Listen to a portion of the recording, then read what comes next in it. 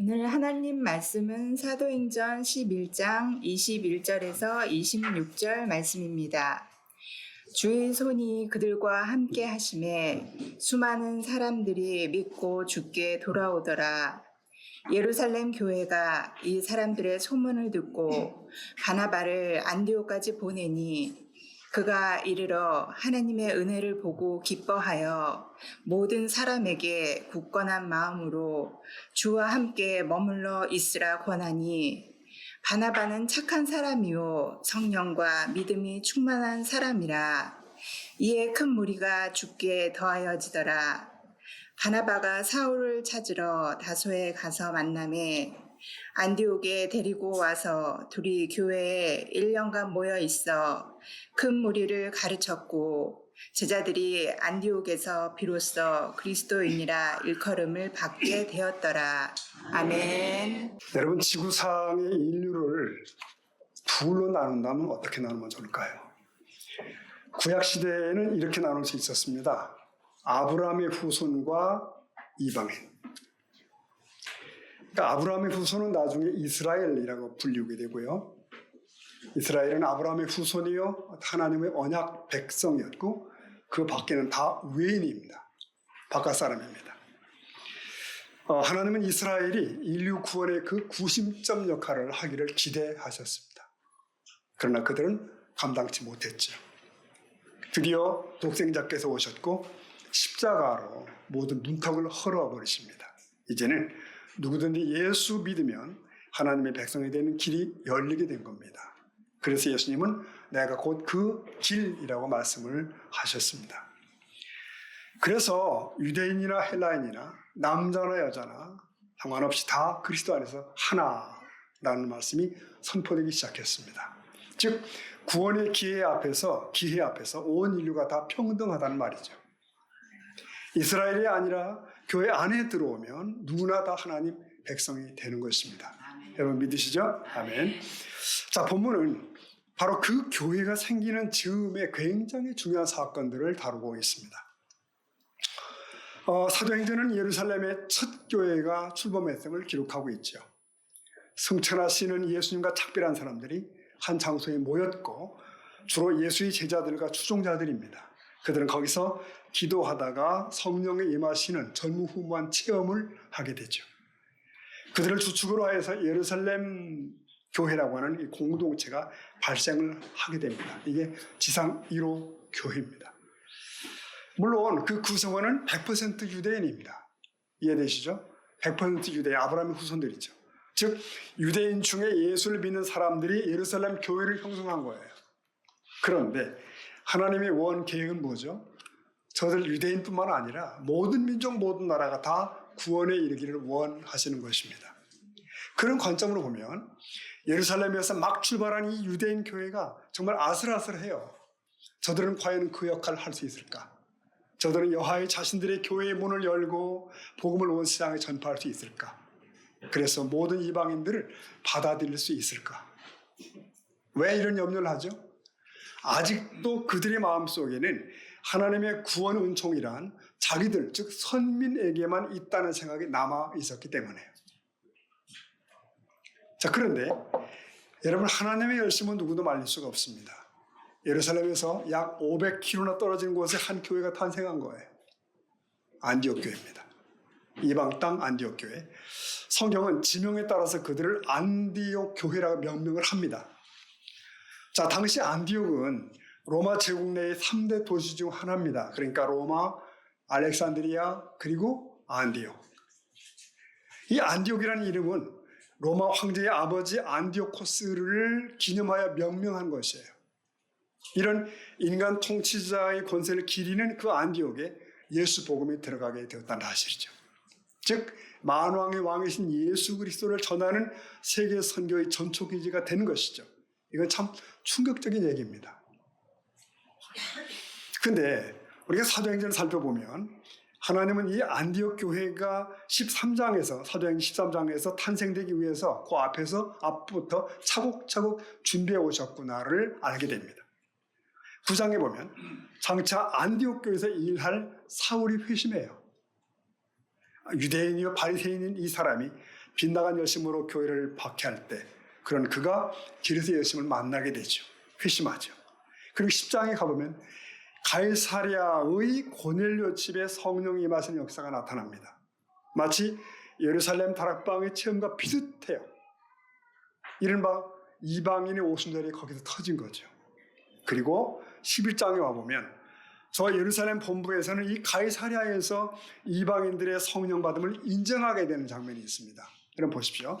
사도행전 11장 18절에 보면 그들이 예루살렘에 있는 사람들입니다. 그들이 이 말을 듣고 잠잠하여 하나님께 영광을 돌려 이르되 뭐라겠나요?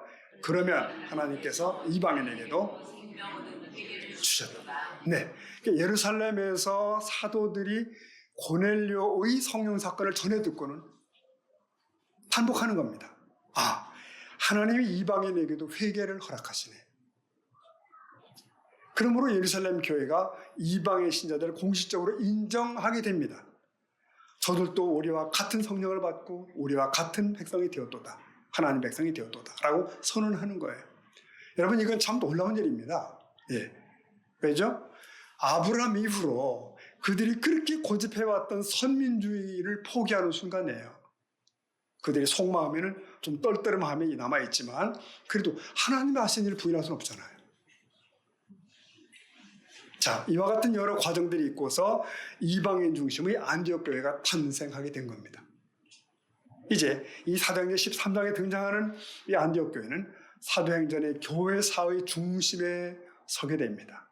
즉 13장 이후로는 예루살렘 교회가 아니라 안디옥 교회가 무게중심을 갖게 되는 거예요. 이방인들에 의해서 세워진 이 안디옥 교회를 통해서 하나님은 세계 구원의 새 장을 열게 되는 것이죠. 이 안디옥 교회는 사도 바울 일행의 선교팀을 파송하지 않습니까? 뒤에도 나오겠지만 이 사도행전은 끝까지 그 팀의 사역을 보도하고요. 바울은 예수로 구원받는 복음을 아시아뿐만 아니라 유럽 일대에도 전파합니다. 세계 각처에 예수 그리스도의 교회들이 세워져요. 자, 이 시간 우리는 이 안디옥 교회는 과연 어떤 사람들이 있었길래 또 그 교회는 과연 어떤 교회였기에 이렇게 귀하게 쓰임을 받았을까를 좀 주목해 보려고 합니다. 도대체 여러분 예루살렘에서 500km나 떨어진 곳에 이 안디옥 땅에 어떻게 복음이 도착을 했을까요? 민들레꽃이 마냥 바람길에 날려서 왔다. 글쎄요. 하여튼 어떻게 교회가 시작이 됐을까요? 교회가 개척되었다는 얘기는 처음 개척자들이 있었다는 얘기잖아요. 네. 앞에서 언급이 됐지만 지상의 예수 그리스도의 첫 번째 교회는 예루살렘에 생겼습니다. 예루살렘에는 구약시대에 지어진 성전도 있었어요. 근데 그 성전은 웅장하기만 할 뿐입니다. 성전 신앙이 이미 그들에게서 떠나갔기 때문에요. 예루살렘 성전을 방문하셨던 예수님도 탄식하셨죠. 내 집은 만민이 기도하는 집이라 하셨거늘 너희가 강도의 소굴을 만들었도다. 막 그들을 진노하시며 내쫓기도 하시죠. 그리고 공생애 동안 주님은 예루살렘을 자주 바라보시면서 슬퍼하셨어요. 예루살렘아, 예루살렘아. 자, 예수님의 죽으심과 부활 그리고 이 성령의 임재 사건이 긴박하게 벌어진 곳도 예루살렘입니다. 그 예루살렘에 그 유대인들에게 주님은 성령을 부으시고 그들로 인해서 처음 교회를 세우게 하셨어요. 그런데 이미 생전에 주님은 제자들에게 이런 명령을 하셨잖아요. 여러분 아시죠?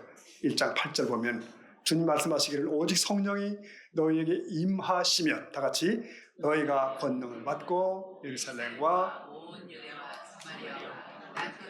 내 증인이 되리라. 네, 그러니까 온 세상 땅 끝까지 복음을 들고 가라고 말씀하셨는데 이 명령에서도 예루살렘을 빼놓을 수가 없습니다. 그 위대한 일은 예루살렘에서 시작이 되는 겁니다. 그래서 오순절 성령이 임하신 후에 예루살렘에서 그 부흥이 일어납니다. 그리고 주님은 그 예루살렘의 교회를 탄생시키시죠. 자, 그런데 보십시오. 주님은 그 사랑스러운 교회가 있는 예루살렘에 환난을 핍박을 쏟아붓습니다. 사도들이 체포되고 급기야 스데반의 순교와 함께 무서운 핍박이 태풍처럼 몰아오죠. 그래서 복음이 예루살렘을 넘어 사마리아로 넘어가고 사마리아에서 복음이 또 땅끝을 향하게 되는 거예요. 자, 사도행전 11장 19절에 보면은 이런 말씀이 있습니다. 그 때에 다 같이 볼까요? 스데반의 일로 일어난 환란으로 말미암아 흩어진 자들이 베니게와 구브로와 안디옥까지 이르러 유대에게만, 이런 얘기입니다. 마치 모닥불을 몽둥이로 내려 쳤더니 이렇게 됐더라는 거예요. 불똥이 온 사방에 튀었더라. 예루살렘에 환란이 터지자 성도들이 각처로 흩어지기 시작한 겁니다. 그런데 그들은 단지 생계를 위해서, 몸 보신을 위해서 각처로 간 게 아니라는 거예요. 복음을 위한 기회로 삼았다는 겁니다. 네, 이런 안목과 이런 용기를 주님께서 우리에게도 주시면 참 좋겠습니다. 자, 성도들이 베니게와 구브로와 안디옥까지 왔다는 거예요. 안디옥까지 온 사람들은 눌러 앉아 있는 게 아니라 무서운 핍박을 피하여 왔습니다. 단지 피하려 온 것이 아니라 그 기회를 타서 그리스도의 복음을 전하게 됩니다.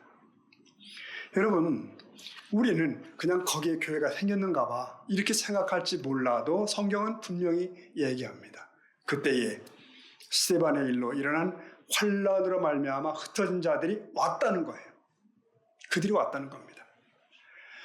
여러분, 예루살렘 교회의 집사 중 한 사람인 누구? 스데반이 돌로 맞아 순교할 때 교회는 큰 환란에 직면합니다. 그때 어떤 성도들은 고향을 버리고 재산을 포기하고 멀리 안디옥까지 온 겁니다. 안디옥에만 간 것이 아니라 그때 여러 나라로 흩어졌죠. 아시아로도 유럽으로도. 이 안디옥에 온 성도들은 그곳에서 계속 복음을 전합니다. 전하기 시작했습니다.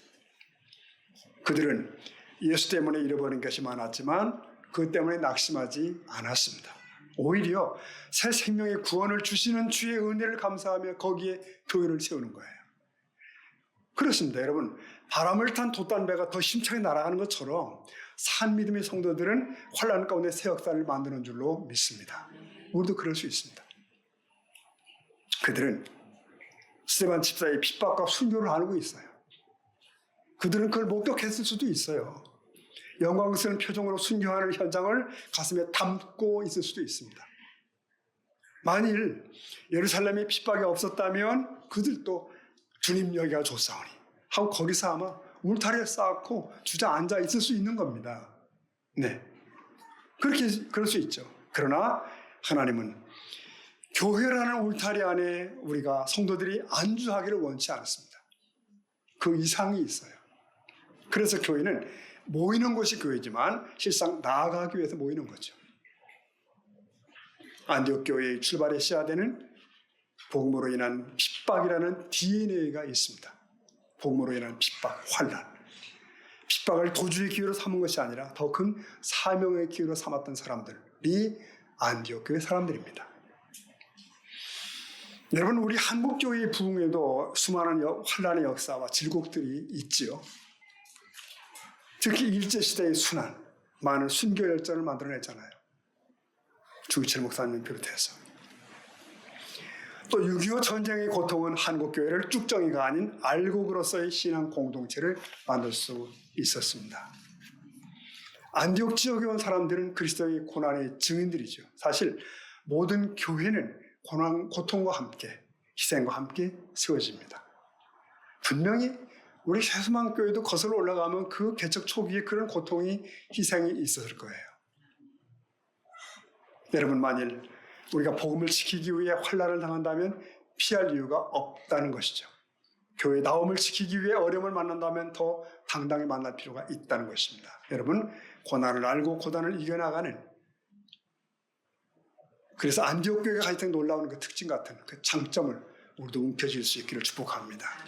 자, 안디옥 교회의 그 첫 번째 특징이 무엇인가? 두 번째 특징을 보면은 그리스도인을 낳은 교회라고 명명할 수 있습니다. 무슨 얘기인가 하면, 자, 안디옥까지 온 성도들은 주저없이 복음을 전하죠. 그런데 19절을 잘 보면 거기에 온 그 유대인 성도들이 누구에게 복음을 전했을까요? 동족 유대인들에게 전한 거예요. 말씀을 전합니다. 처음에는 동족 유대인에게 전하더라. 여러분 이해되시죠? 여러분 해외에 가보십시오. 그 멀리 타국 땅에 가면 한국 사람은 한국 사람끼리 모이는 겁니다. 그래서 한국인 거리가 생기고 뭐 코리안 타운이 형성되고 그렇게 되는 거예요. 말도 통하고 문화도 통하고 그러잖아요. 여기 안디옥에 온 유대인 성도들도 마찬가지였던 것 같습니다. 처음에는 유대인들과 교제하고 그들을 전도하고 그랬어요.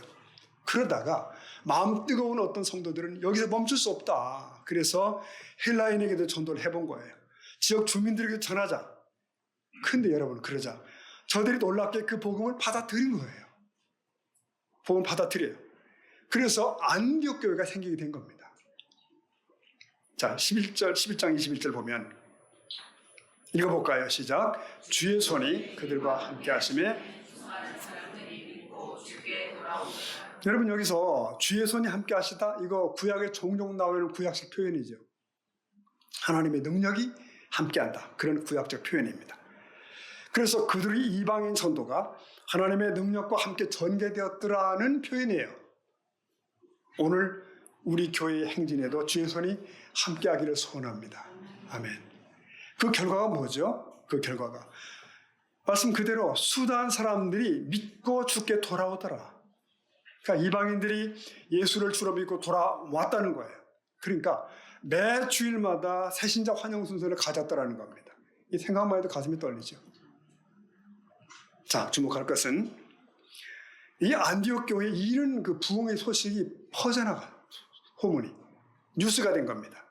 그래서 저 멀리 예루살렘 모 교회에도 이 소식이 들리게 된 거죠. 저 안디옥 교회, 안디옥에 복음이 전파되었고 많은 이방인들이 교회에 들어왔대. 이런 소식. 이 소식을 접한 예루살렘 교회가 화들짝 놀라게 됩니다. 아, 복음은 온 인류를 위한 것이구나. 그리고 이 막큰 신생 교회를 돕기위해서 예루살렘 교회는 이 안디옥 교회의 지도자를 파송합니다. 그의 이름이 바나바죠.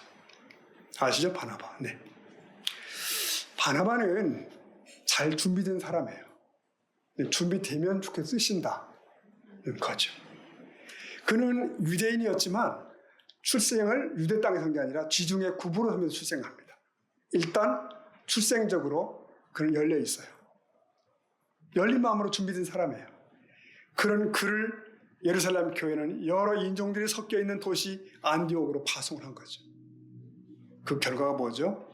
성경은 이렇게 기록하고 있습니다. 사도행 11장 24절 보면 바나바는 착한 사람이고 성령과 믿음이 충만한 사람이라. 그 다음 뭐라고 했어요? 이에 큰 무리가, 네, 그 얘기입니다. 요즘으로 치면 안디옥 교회가 급성장을 했다는 얘기예요. 큰 무리가 주께 더하더라. 이 급성장한 안디옥 교회를 섬기던 바나바는 이제 동역자가 필요합니다. 혼자 안 되는 거예요. 부목사님들이 필요한 거예요. 그는 즉각 사울을 떠올렸죠.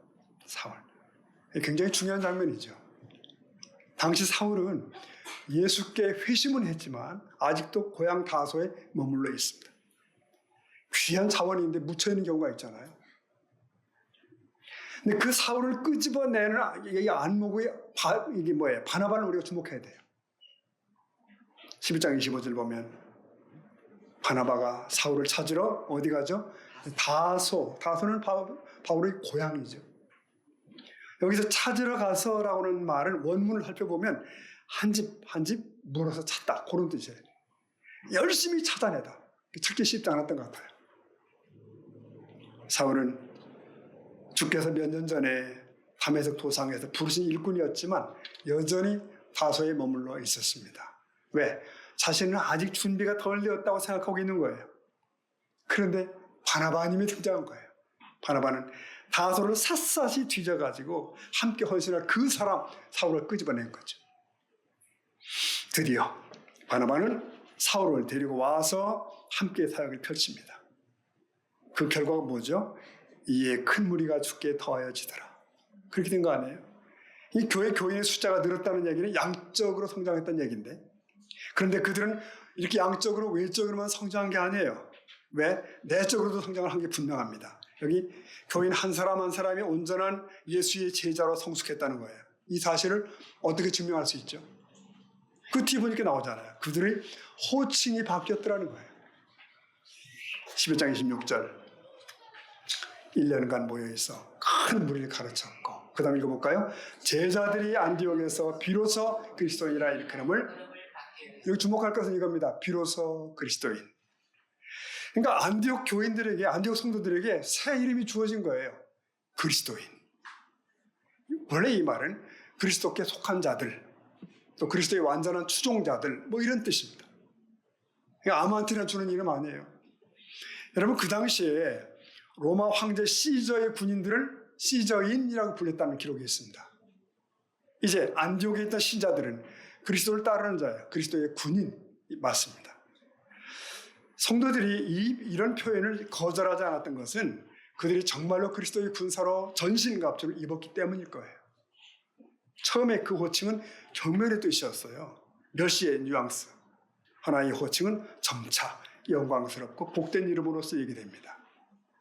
그렇다면 안디옥의 제자들에게 그리스도인이라고 불렀던 사람들은 누구죠? 누가 불렀을까요? 네, 안디옥 주민들이죠. 안디옥 주민들, 즉 그 땅에 사는 비신자들입니다.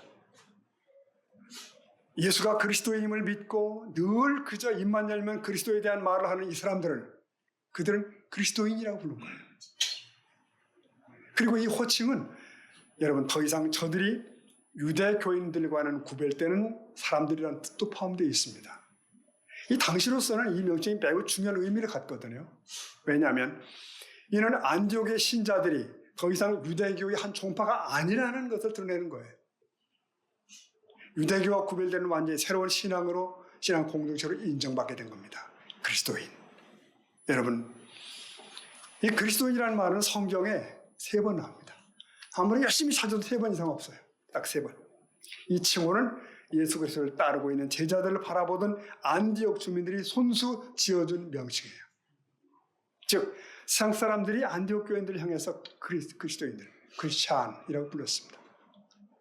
사랑하는 성도 여러분, 오늘은 우리를 향해 세상 사람들은 뭐라고 부를까요? 우리를 향하는 호칭이 뭘까요? 그들은 오늘도 우리를 그리스도인으로 인정하고 있는 것일까요?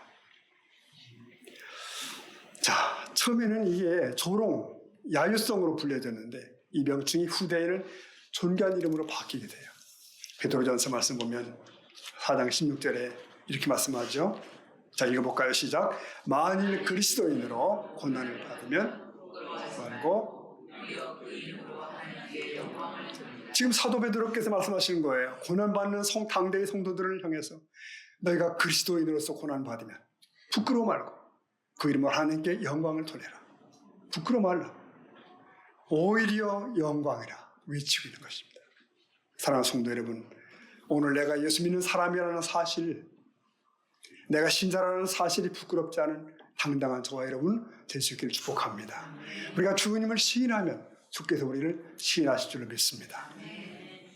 자, 이 안디옥 교회 사람들은 또 다른 도전을 우리에게 줍니다. 뭘까요? 이 교회를 앞에서 이끌고 가는 이 동역자들의 면면을 가만히 보면 알 수 있어요. 안디옥 교회는 실로 이 복음을 위해서 참 열린 교회입니다. 그 명단을 보시면 나옵니다. 맨 앞에 13장 1절 보면 맨 앞에 바나바와 맨 뒤에 누구? 사울이 나오는데 이런 식으로 표현, 이거 주목할 필요가 있어요. 가장 중요한 사람들 양쪽으로 표현하는 이런 표현법이 있습니다.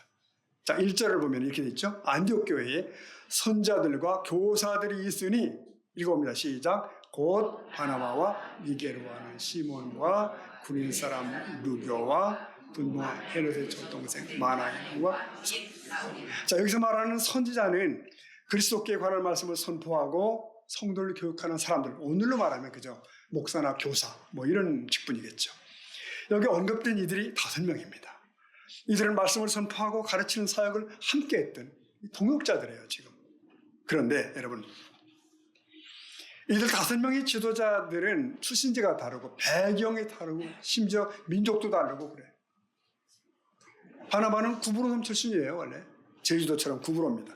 시므온과 루기오는 충청권대 아프리카 출신이 맞습니다. 마나에는 출신을 알 수 없지만 독특한 신분, 사회적으로 높은 귀족적 신분을 가졌던 사람이고, 어쨌든 이렇게 인종과 사회적 주의가 전혀 다른 사람들이 모여 있는 거예요. 정말 가지각색의 사람들이 하나가 되어 있습니다. 이 교회에는 여러분 어떤 피부 색깔의 사람이 와도 문제가 없고 어떤 언어를 쓰는 사람이 와서 낯설지 않습니다. 준비가 되어 있어요. 그들은 하나님의 부르심과 성령 역사 가운데 하나로서 이 일을 감당하고 있는 거예요. 실로 열린 하나님의 사람인 바나바와 바울의 말씀 양육을 잘 받았던 이 안디옥 교회는 온전히 열린 교회로서의 모습을 갖추게 된 것이죠. 안디옥 교인들은 복음을 위해서 열려 있습니다. 여러분, 주님의 교회는 열린 공동체여야 될 줄 믿습니다. 언어와 혈색이 문제가 아니고요. 빈부와 이념의 문제가 아니고 출신지가 문제가 아니더라는 거예요. 하나님의 나라는 열린 세계입니다. 자기 중심으로 닫혔던 인간이 열려서 다른 사람에게 나아가고 다른 사람들을 그리스도 안에서 품을 수 있는 새로운 세상이 주님의 교회입니다. 그러므로 오늘 우리의 교회는 열려 있지만 더 열린 교회가 되어야 될 줄 믿습니다. 불신자들의 교회를 들어올 때 문턱이 없앤다는 거죠. 아무런 차별도 어색함도 없는 그 일에 귀하게 쓰임받기를 간절히 축복합니다. 아멘. 자, 마지막으로 살펴볼 것이 있어요. 이 안디옥 교회가 하나님 나라의 역사에 결정적으로 헌신하게 된 계기가 있습니다. 이들은 금식하며 기도하며 하나님의 뜻에 예민한 교회였던 건 사실인데 보십시다. 사도행전 14장 2절 보면은 주를 섬겨 금식할 때에 성령에 이르시되 뭐라 했나 읽어볼까요? 시작. 내가 불러시키는 일을 위하여 바나바와 사울을 세우라 하시니 이에 금식하며 두 사람에게 안수하여. 자, 하나님께서는 이 안디옥 교회에게 특별한 새로운 사명을 주시는 거예요. 그래서 먼저 바나바하고 사울을 따로 구별하여 좀 따로 세워라. 구별해라. 왜죠? 이 두 사람을 통해서 땅 끝까지 복음이 증거되기를 원하셨기 때문이에요. 하나님께서는 안디옥 교회가 파송한 이 두 사람을 통해서 이방인들을 구원하기로 작정을 하신 겁니다. 그래서 안디옥 교회요, 너희들이 가장 소중한 사람들을 내놓으라. 나의 이름을 위해서 내놓으라. 그 말씀하신 거죠. 여러분, 그들은 머뭇거리지 않고 이의를 제기하지 않고 두 사람을 안수하여 보내게 되죠. 그러니까 파송했다는 뜻입니다. 성령의 음성에 따라서 바나바와 사울을 즉각적으로 안수하여 파송합니다. 그들은 성령의 음성, 하나님의 뜻에 순복할 줄 아는 교회였어요. 사실 이게 생각해보면 바로 그 시각은 이 바나바와 바울이 안디옥 교회에 가장 필요할 때예요. 한 4년쯤 됐을 때고 교회가 탄력을 받고 부흥할 때입니다. 그들의 그 지도자들에 의해서 교회가 더욱더 안정적으로 성장할 때예요. 특히 그들이 부임한 지 1년 만에 안디옥 주민들이 그리스도인이라고 불렸다고 했잖아요. 이게 무슨 얘기예요? 교회가 지역으로부터 인정받았다는 거예요. 기대를 받기 시작했다는 겁니다. 교회가 부흥 성장하기 적합한 시기에 왔다는 거예요. 그럼에도 불구하고 이 교회는 바나바와 사울을 기꺼이 선교사로 내보내게 됩니다. 네, 그게 하나님 뜻이고 그게 성령의 음성이었기 때문이에요. 그것은 어쩌면 그들에게 있는 훌륭한 교역자를 떠나 보내는 손실일 수도 있고요. 그러나 그들을 기꺼이 그걸 감당하죠. 그러므로 바울은 안디옥 교회의 전송을 받고 후원을 받는 상태에서 안정적으로 선교 사역을 감당할 수가 있었습니다. 조금 손해가 되고 희생이 되는 것 같아도 이렇게 하나님께 온전히 쓰임받는 우리들이 교회가 될 수 있기를 축복합니다. 자, 말씀을 정리하겠습니다. 여러분, 21세기 한국 사회는 서둘러 기독교 후기 사회로 들어가고 있습니다. 이미 기독교의 바람이 한바탕 지나간 뒤의 사회다, 이런 뜻입니다.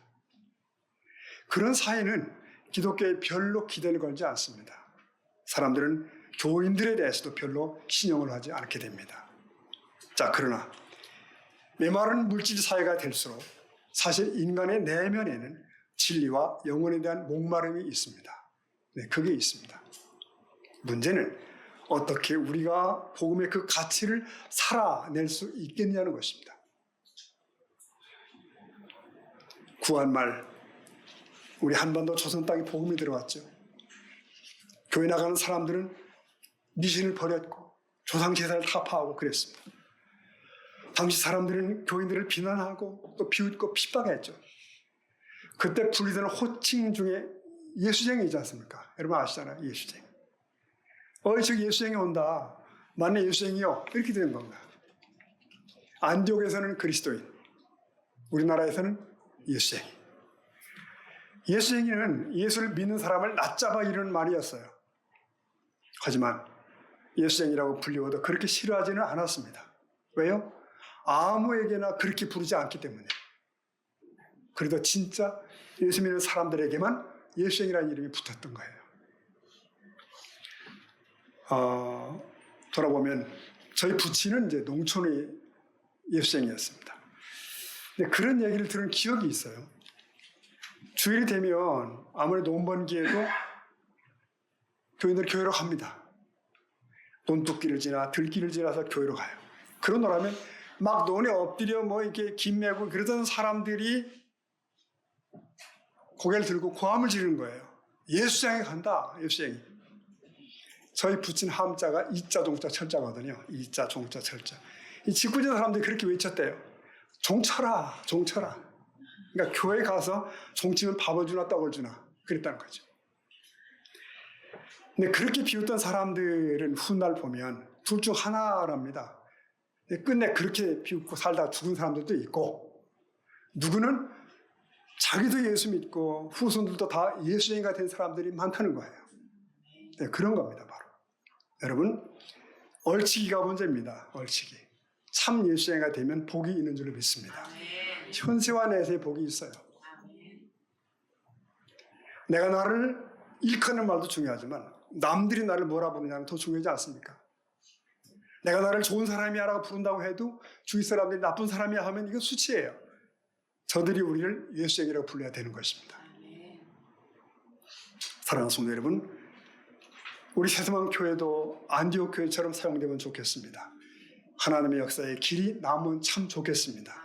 이게 어떻게 가능할까요? 그게 여기 있는 우리 모두가 그리스도인이 되면 되는 것입니다. 그러니까 이 시대의 예수쟁이가 되는 거죠. 우리를 보는 주위 사람들이 저 사람들이야말로 그리스도인이야, 저들이야말로 그리스도인이야, 이렇게 불리우는 참 예수쟁이가 우리 안에 충만한 가득할 수 있기를 우리 예수님의 이름으로 축복합니다. 아멘. 같이 기도하시겠습니다.